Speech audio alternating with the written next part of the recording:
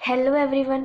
तो इस वीडियो में हम अकाउंटेंसी के बारे में उसके ब्लूप्रिंट के साथ एनटीए के ऑफिशियल मॉक टेस्ट को एनालाइज करके मैंने ब्लूप्रिंट बनाया है जो मेरे टेलीग्राम चैनल पे अपलोडेड है। वहाँ पे जाके उसको एक्सेस कर सकते हो और उसके ब्लूप्रिंट के साथ हम इस वीडियो में उसकी अच्छी स्ट्रैटेजी को समझने वाले हैं कि उसको हम किस तरीके से करें ताकि हमारा मैक्सिमम स्कोर आए। ठीक है, तो लेट्स बिगिन। पहले मैंने अकाउंटेंसी की मॉक टेस्ट को एनालाइज करा और मैंने पाया कि जो थ्योरी के क्वेश्चन हैं वो बहुत ज़्यादा पूछे गए हैं। थ्योरी के क्वेश्चन 35 से लेकर 36 क्वेश्चन आपसे पूछे गए हैं, यानी 35 to 36 क्वेश्चन आपके थ्योरी क्वेश्चन है और बाकी के जो 14 to 15 क्वेश्चन है वो आपका न्यूमेरिकल पार्ट रहा है। ठीक है, तो उसके लिए जो मैक्सिमम चैप्टर से जो क्वेश्चन पूछे गए हैं वो भी मेरे ब्लूप्रिंट में आपको शो हो रहे होंगे। एनपीओ से क्वेश्चन आपके आए हैं, सब्सक्रिप्शन बेस्ड आया हुआ है। ठीक है, and receipt and payment account पे बेस्ड आया हुआ है। ठीक, एंड रिकॉन्स्टिट्यूशन ऑफ पार्टनरशिप वाले चैप्टर से आया हुआ है। ठीक, बुक 1 में पार्टनरशिप रिजोल्यूशन गुडविल से क्वेश्चन आए हुए हैं।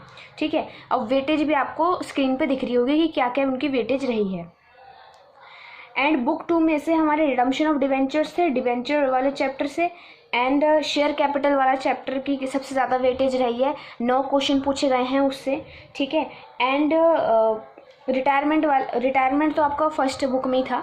ठीक है, सेकंड बुक से आपका रिडम्पशन ऑफ डिवेंचर्स रहा है, शेयर कैपिटल रहा है एंड डिवेंचर्स वाला चैप्टर रहा है। ठीक है, तो वो आपसे पूछा गया है। बाकी बात रही बुक 3 की जिसमें आपका रेशियो एनालिसिस से एक क्वेश्चन आया हुआ है। ठीक है, उसमें भी बेसिक थ्योरेटिकल बेस्ड क्वेश्चन आपसे पूछा गया है, कोई न्यूमेरिकल पार्ट नहीं आया है। और कैश फ्लो से काफ़ी क्वेश्चन बने हुए हैं, कैश फ्लो से 8 क्वेश्चन बने हुए हैं। तो देखो ये जितने नंबर ऑफ क्वेश्चन ज़्यादा आए हुए हैं ना एनटीए के ऑफिशियल मॉक टेस्ट में, उन चैप्टर्स पे बहुत ज़्यादा फोकस देना है। आपको स्क्रीन पे शो हो रहे होंगे कि कौन से चैप्टर में आपको कौन कौन से टॉपिक्स को करना है। ठीक है, जैसे एनपीओ में सब्सक्रिप्शंस को करके जाना, रिसीप्ट एंड पेमेंट अकाउंट की ट्रीटमेंट को क्या कौन सी साइड पे डेबिट क्रेडिट साइड पे क्या क्या आइटम्स आते हैं उनको अच्छे से याद कर लेना। पार्टनरशिप वाले चैप्टर्स में से इंटरेस्ट ऑन ड्राइंग्स वाला जो कॉन्सेप्ट होता है उसको काफ़ी अच्छे से करते जाना कि कितने महीने का कितना इंटरेस्ट लगता है।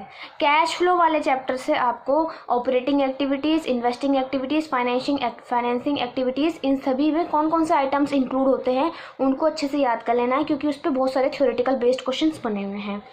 रिकन्स्टिट्यूशन ऑफ पार्टनरशिप में से आपको जो रिजर्व्स की ट्रीटमेंट होती है, accumulated profits and accumulated loss की ट्रीटमेंट होती है, रिवैल्यूएशन अकाउंट रहता है, तो उसको काफ़ी अच्छे से कर लेना है। बाकी बात रही बुक 3 के chapter common size and comparative statement की, तो उसमें से भी आप उसकी थ्योरी को अच्छे से पढ़ लो। फाइनेंशियल स्टेटमेंट्स के क्या ड्रॉबैक्स होते हैं, क्या फ़ायदे होते हैं, कौन कौन से यूजर्स रहते हैं। ठीक है, उनको काफ़ी अच्छे से उसके थ्योरेटिकल पार्ट को आपको काफ़ी अच्छे से करना है। थ्योरी के लिए ढूंढ रहे हो कि कौन सा सोर्स है, तो मेरी पीडीएफ अपलोडेड है टेलीग्राम चैनल पर जो मैंने आज ही अपलोड कर दी है। फुल बुक के नोट्स हैं। ठीक है, सारे वो टेलीग्राम चैनल पर अकाउंटेंसी की बुक 1, बुक 2, बुक 3 तीनों बुक के जो नोट्स हैं वो अपलोडेड हैं थ्योरी के, तो वहाँ पे जाके उनको एक्सेस कर लो। जिन्होंने कुछ नहीं पढ़ा उनको पढ़ लो, काफ़ी अच्छे से थ्योरी आपकी कवर हो जाएगी। और जिन्होंने पढ़ लिया है वो रिवाइज कर लो, बहुत अच्छे से आपका कवर हो जाएगा, ये मेरी गारंटी है, मैंने खुद उससे ही करा था। ठीक है, अब बात रही शेयर कैपिटल वाले चैप्टर की। शेयर कैपिटल में देखो थ्योरी और न्यूमेरिकल दोनों पोर्शन से आया हुआ है, तो उसको चैप्टर आप वो एक ऐसा चैप्टर है जिसमें आपको बहुत ज़्यादा डीपली अच्छे से स्टडी करना है ताकि आप अच्छे से न्यूमेरिकल क्वेश्चंस को टैकल कर पाओ। ठीक है, तो ये तो बात रही ब्लूप्रिंट की और कितने नंबर ऑफ क्वेश्चन, थ्योरी का पोर्शन कितना है, न्यूमेरिकल का क्या है, ये सारा हमने डिस्कस करा। अब बात रही टिप्स की। तो टिप्स में क्या कि सबसे पहले आपको जो सोर्सेज की प्रेपरेशन मैंने आपको बता दिया कौन कौन से सोर्सेज को फॉलो करना है। थ्योरी के लिए मेरा पीडीएफ को कर लो और जो एमसीक्यूज़ लगाने हैं सबसे जो इंपॉर्टेंट रहते हैं वो रहते हैं टीएस ग्रेवाल के एमसीक्यूज़।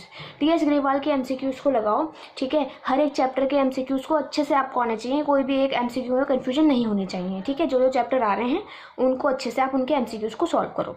ठीक है, उसी में से अब बात रही न्यूमेरिकल क्वेश्चंस की। न्यूमेरिकल क्वेश्चंस को एग्जांपल वाले आप क्वेश्चन कर सकते हो। ठीक है, क्योंकि उसमें सॉल्व होते हैं और अच्छे से आपको समझ भी आ जाएगा। सारे क्वेश्चन करने का भी टाइम नहीं है, एक कैटेगरी से एक क्वेश्चन उठा लो और कर लो। ठीक है, एग्जाम्पल में से कर लो, टीएस ग्रेवाल के आराम से हो जाएगा।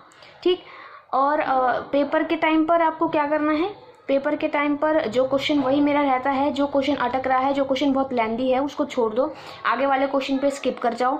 ठीक है, तो उससे क्या होगा कि आप आगे वाले क्वेश्चंस को गो थ्रू कर लोगे क्योंकि टाइम की प्रॉब्लम रहती है अकाउंटेंसी में भी, और आप जब वो आगे वाले क्वेश्चंस को सारे गो थ्रू करोगे तो पीछे वाले क्वेश्चन जो जितने छूटे हैं बाद में जो टाइम बचेगा उस टाइम में आप उन सारे क्वेश्चंस को अच्छे से एनालाइज करके गो थ्रू कर सकते हो, फिर उसका आंसर आप लगा सकते हो। ठीक है। अब आता है हमारा कंप्यूटराइज्ड अकाउंटिंग। कंप्यूटराइज्ड अकाउंटिंग में आप क्या करना है, कंप्यूटराइज्ड अकाउंटिंग में टोटल नंबर ऑफ क्वेश्चन सिर्फ 3 देखने को मिला है, तो उसके लिए इतनी टेंशन लेने की ज़रूरत नहीं है। वन शॉट नोट्स मेरे टेलीग्राम चैनल पे अपलोडेड है, वहाँ पे जाके उसको देख लो। ठीक है, देखो मेरे बहुत सारा कंटेंट मैंने अपलोड कर रखा है, वहाँ पे जाके उसे देखो एंड इस वीडियो को शेयर करो, क्योंकि ब्लूप्रिंट कोई भी अवेलेबल नहीं करा रहा है।